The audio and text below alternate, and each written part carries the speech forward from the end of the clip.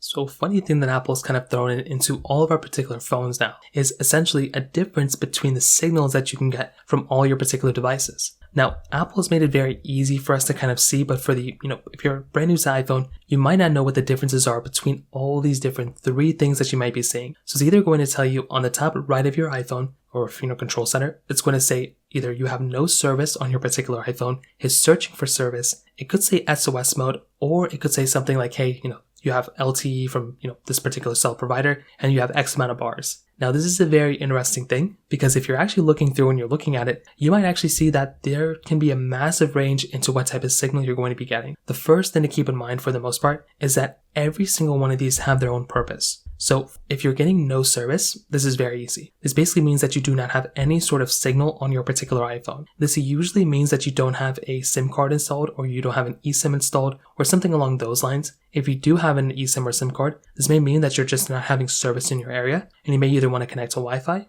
or you may want to connect to like another sort of cell signal, maybe change out SIM cards or something like that. But essentially, that is basically what no service means. Searching means it's trying to search for a cell service. So this is another one of those things kind of similar to no service, but essentially it's just searching for that service around you. So just another one of those things. SOS mode is another one. So SOS mode is basically that cell service, which it tells you that you do have some sort of cell service installed on your phone. So it knows that you have a SIM card or it knows you have an eSIM or something along those lines. So the phone is intelligent enough to know those things. But the reason why you're getting an S mode or satellite icon or whatever that is usually because that particular device means and is telling you that that particular phone is basically giving you the emergency, SOS mode. So this means that you can still make emergency calls within your particular device. So if you're seeing SOS, that means you don't really have signal, but you can basically still call emergency services. You can still call, all the emergency services for your particular country, wherever you are. You can still get those things from your particular device. So you're still able to go through and get those things from your particular phone, which again is very cool. So that's just another one of those things that you can basically do on your particular device.